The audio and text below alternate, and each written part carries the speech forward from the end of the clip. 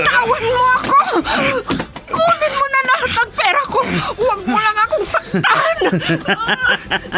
Wala ka nang magagawa. Akin ka.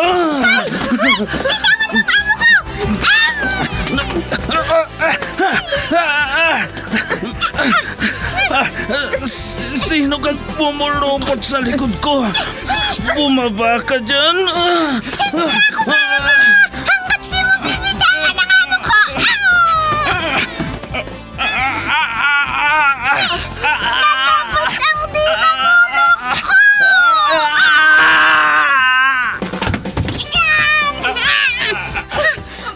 Ayan! Natumba na siya, madam! Salamat, Pepita! Salamat! Super Pipita, ang balikbayan na OFW, survivor mula Iraq, palaban sa hirap at nakahandang magsakripisyo sa ikabubuti ng karamihan, kabilang sa mga naturingang bagong bayani ng bansa. Super Pipita, isang dula na kung saan inyong mapapakinggan ang iba't ibang pakikipagsapalaran ng isang OFW. Super Pipita, mula sa Lovelet Artist and Talent Center Drama Productions, handog sa inyo ng #1 and most trusted radio network in the country, Bombo Radio Philippines. Basta Radio Bombo.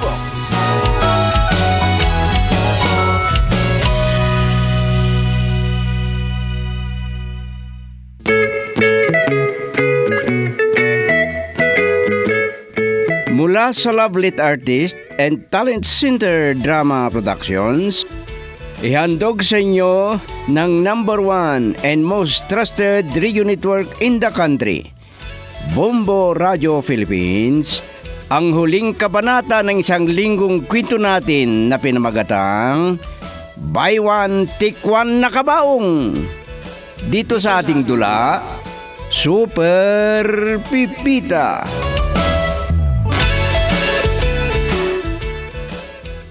Di ka ba nahihiya sa sarili mo sa pinagkagawa mo, Kuya Lucas? Wala ka na doon, Pipita. Ay, nakakahiya ang ginawa mo. Ops, huwag kang magkakamali, ha, Pipita. Ulitin ko. Baka gusto mong... Ano? Subukan mo. Ha? Huwag ako ang lukuin mo. Makikita mo. Isusumbong kita kina Boss Mauro. Sige, subukan mo. Taisiksik ko tong bulaklak sa ilong mo, ha? Sige. Akala mo, ha? Akala mo di ko magagawa, ha? Isa ka palang kriminal. Kriminal. Hoy, kung naging ganto man ako, Pita, may malalim na dahilan. At huwag mo nang alamin, baka ikaw pa ang isusunod kong paliguan ng formalin, ha? Naintindihan mo? Ano?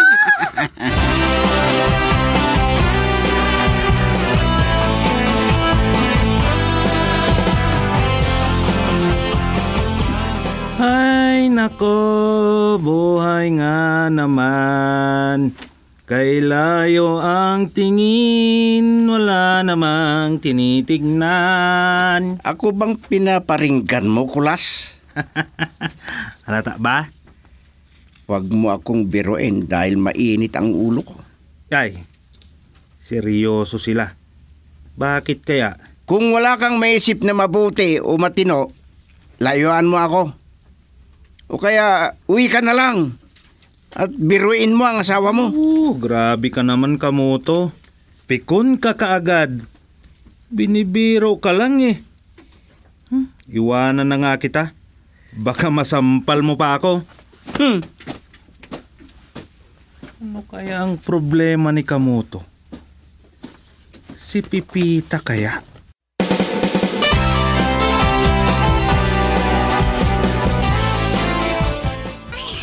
Nandito ako sa bahay ng mga amo ko. Kausapin ko sila.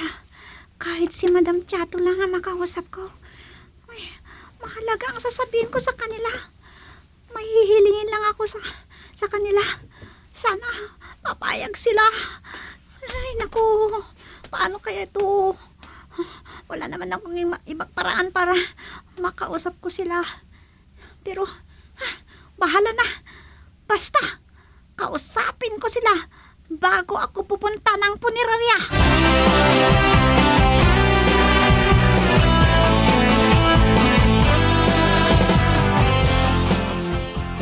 Oh, may sasabihin ka ba, Pipita? Meron sana, sir. Ano yan? Sige, makinig ako. Huwag niyo sanang sabihin na nagmamagaling po ako, sir. Pero may suggestion sana ako sa inyo. Kung ikabubuti natin, bakit hindi? Ano ba yan? Alam ko pong para sa kaligtasan nating lahat ito, sir. Bakit? Ano ba yan? Kasi po, di kaya mas mabuti kung maglagay kayo ng CCTV doon sa punerarya, sir? Ano? Kailangan pa ba? Wala naman sigurong magnanakaw ng bangkay o kabaong at lalong walang tatakas na bangkay. Hindi po yan ang rason, sir. Kundi, sir, lalong lagyan po sana ninyo ng CCTV sa morgue. Ano? Opo, sir, sa morgue. Pero kung maglalagay po kayo, dapat po wala kaming dalawa ni Kuya Lucas. Ano? Opo, sir. Ayaw ko pong...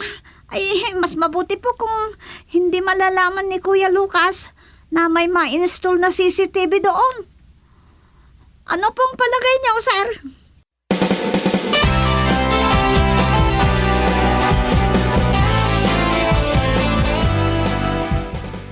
Ba't kaya ganun ang naisip ni Pipita, Chato? Parang may nangyayari doon sa punerarya, lalo na sa morgue. Bakit kaya? Baka naman may nakita siyang multo. Hindi naman niya sinabi sa akin kung ano yon, kung ano ang rason. Siguradong may dahilan, Mauro. Di naman siguro magpapalagay ng CCTV doon si Pipita na walang dahilan. Totoo yan, pero ang tanong, anong dahilan? Ano kaya kung imbestigahin natin? Hindi na. Gawin na lang natin ang suggestion na wala namang masama. Ikaw kung anong mabuti mong gawin. Kausapin ko ang isa kong kaibigan na supplier ng CCTV. Magpa-install ako. Total, day off naman ang mga tao natin sa punerarya. Ano? Alam ko, Chato. May mabigat na rason o dahilan kung bakit ganun ang suggestion ni Pipita. Ano kaya ang rason o dahilan, Mauro? Malalaman natin.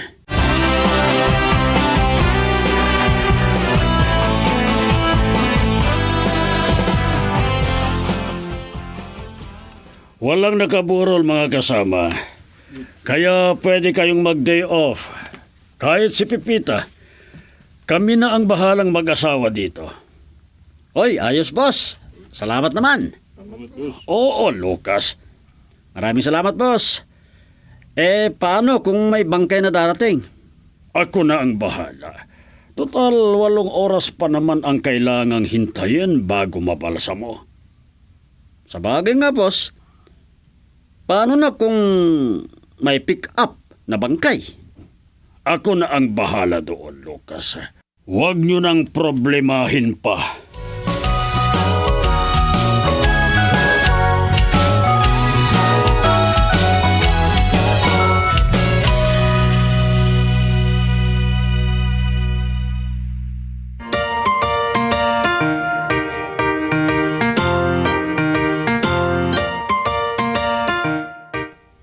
Saan ka ngayon pupunta, Pipita?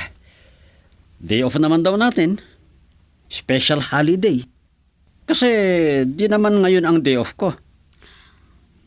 Wala akong pupuntahan, Kuya Lucas. Tingnan ko na lang kung anong pwedeng magawa dito. Oo, sip-sip ka naman Pipita. Hindi sa pagkasipsip. Talagang wala lang akong alam puntahan, Kuya. Bahala ka. Ikaw, may puntahan ka ba? Meron. Manonood ng sine.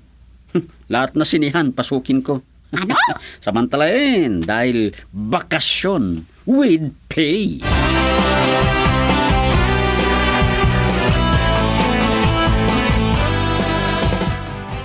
Nasa punerarya na daw ang mag-i-install ng CCTV, Pipita. Mabuti naman po kung ganon, madam. Salamat naman at pinagbigyan niya yung suggestion ko. Oh, Pipita, pwede mo bang sabihin sa akin kung bakit mo naisipan yon? For safety lang po, madam. Ano? Safety! Para sa mga bangkay, madam.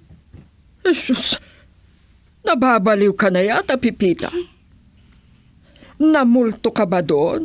Kaya magpapalagay ka ng CCTV para makita natin ang multo? Alam ko po, madam.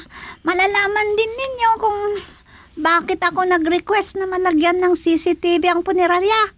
Lalo na po sa morgue, madam.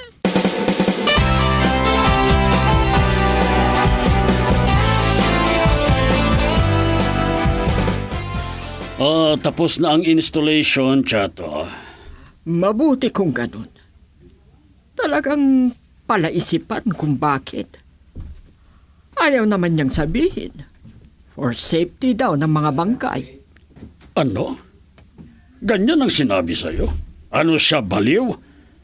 Nakapagtataka talaga. Dahil sa sinabi niya, nagdududa ako tuloy kung matino pa ba ang isipan niya. Baka naman namulto siya at ganun ang nangyari sa kanya. Ay, sobrang takot. Ano? Namulto yata, Mauro. Kaya ganun na siya. Ano kaya kung patingin natin siya sa doktor? Ano yung sinasabi mo, Chato? Ano bang sinasabi niyang rason? Bakit naman ganyan ang sinasabi mo tungkol kay Pipita? For safety daw ng mga bangkay bago mabalsam mo. Anong safety? Kabaliwan. Kaya nga, nababaliw na yata si Pipita. Ay, sus, may sasagutin tayo sa agency pag nagkaganoon. O kaya may kababalaghan na nangyayari sa punerarya, lalo na sa morgue, Chato.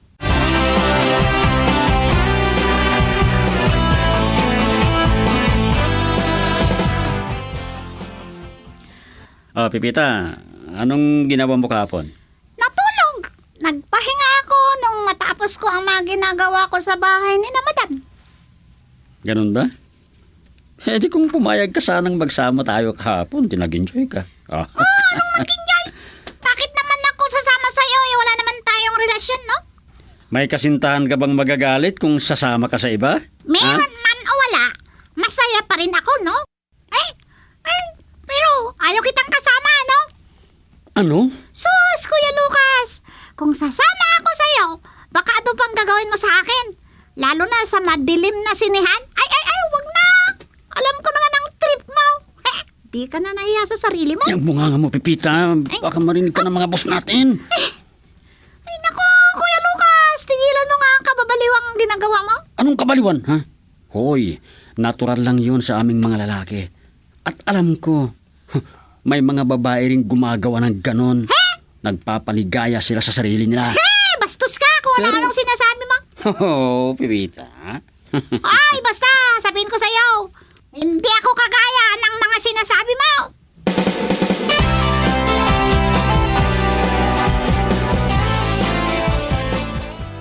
Dito na ako sa punerarya. Pero, di maiwaglit sa isipan ko ang sinabi ni Pipita. At bakit parang wala siyang takot sa akin? Ang payat, babae pero matapang. Di daw natatakot sa akin. At tinuturuan pa niya ako. Delikado to Baka naman kung sino-sino ang pagsabihan ng Pipita na yon ang napanood niyang ginagawa ko sa morgue. Pero, kung ganun, walang pakialam ang iba sa buhay ko. Kaya lang, baka ibuking ako ni Pipita.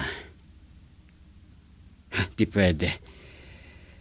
Di pwedeng malaman nila na meron akong ginagawa sa punerarya ni boss.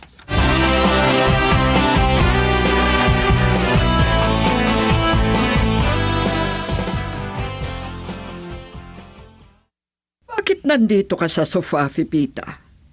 Ikaw ba yung narinig namin na may kausap ka? Nakatulog na po ako kanina, madam, pero nagising ako dahil sa masama kong panaginip.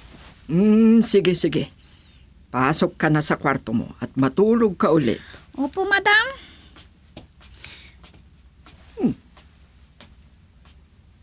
Tama ata ang hinala ko. May sayad na si Pipita. Natakot daw sa mga panaginip niya.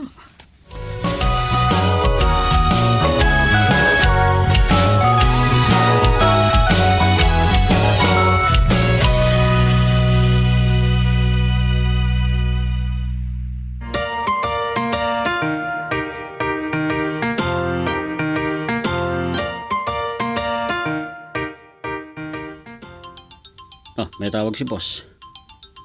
Baka may bangkay na naman na pick upin.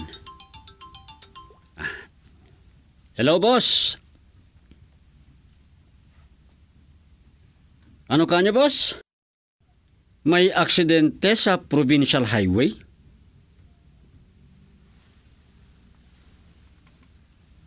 Dead on the spot ang mga paseros ng SUV, boss? At kasama pa ang anak ng isang mataas na opisyal?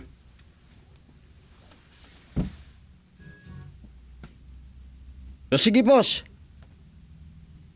Kukunin ko. Okay, boss.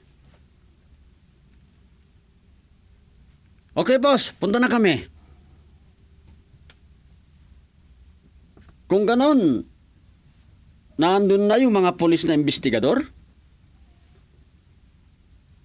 Boss, bilisan nyo. Baka maunahan tayo ng ibang punerarya. Bilisan nyo lang, boss.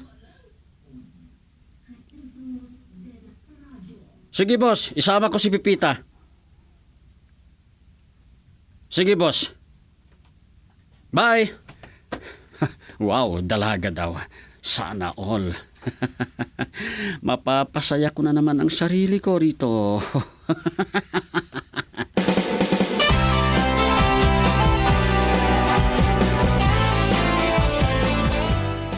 Pipita, malapit na tayo sa punerarya. Pero mula nung sumakay tayo sa van kung saan naisakay ang mga bangkay, di ka na umiimik yan. Kuya Lucas, naaawa ako sa mga biktima ng aksidente. Anak pala ng isang mataas na opisyal ang isa. Ang ganda pa naman. Yan nga daw Talagang ganyan ang buhay.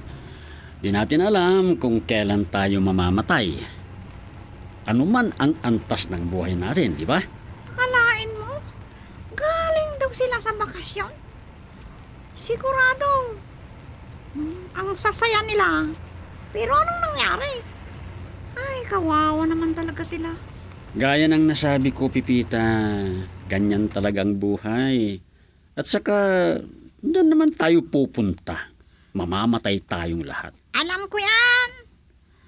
Habang buhay tayo, gagawa tayo ng mabuti at kaaya-aya sa Diyos. Yan dapat, Kuya Lucas.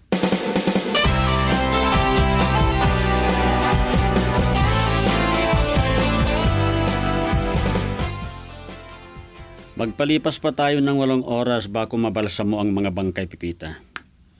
Madaling araw na siguro natin make upan. Kaya matulog ka na. Kasama yung mga mag-make-up sa bangkay. Uwi muna ako. Matulog muna kayo. Dito sa opisina. Ako sa lobby. Tawagan ko muna si Boss Moro o si Madam Chato. Pwede namang uwi muna kayo. Pahadid na lang kayo kay boss ng madaling araw. Tanungin ko kay Boss kung anong sabi niya.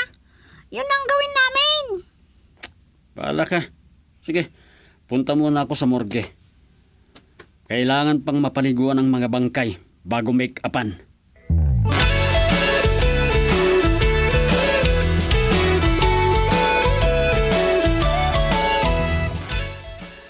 Takot sila Pipita at Sita na pupunta sa morgue.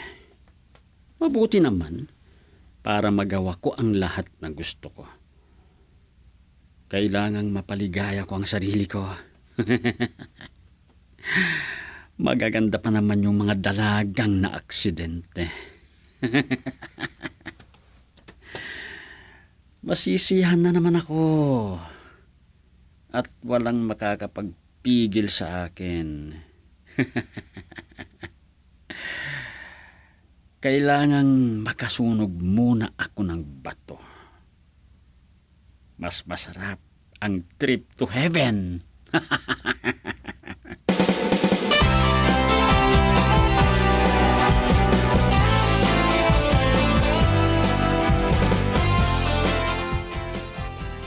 Opo, sir. Nasa basement ba si Lucas, Pipita o sa morgue?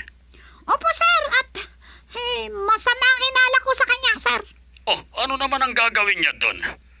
Bukas pa naman mabalsa mo ang mga bangkay. Oo nga po, sir Matulog na kayo, Pipita.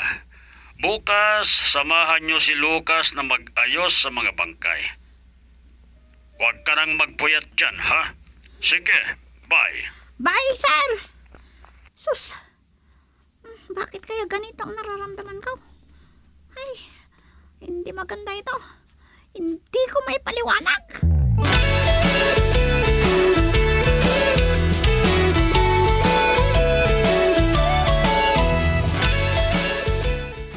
Maraming salamat po at dumating na kayo, sir. Nasaan si Lucas? Di pa namin siya nakikita, sir. O baka natulog na naman sa kabaong. O baka andun sa bodega. Kahit di na ninyo hanapin, sir. Tingnan na lang natin ang monitor ng CCTV.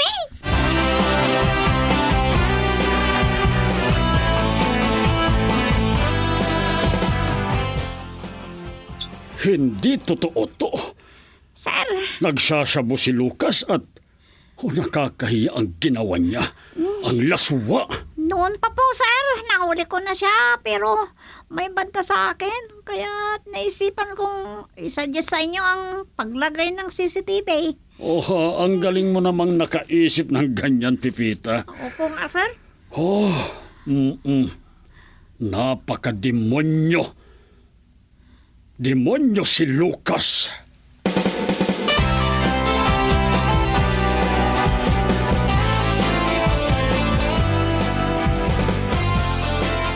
Huwag niyo kang pusasan! Demonyo ka, Lucas. Ang paggamit mo na lang ng shabu, mabigat ng kasalanan yan. At kung ano-anong kademonyohan ang ginawa mo sa aking punerarya. Kuya Lucas, matandaan mo, binalaan na kita noong. Pero ngayon, mas masahol pa sa gawain ng demonyo ang pinaggagawa mo. Magbabayad ka, Pipita! Huwag ka nang magbanta pa, Lucas. Demonyo ka! Tapusan mo na, Kuya Lucas!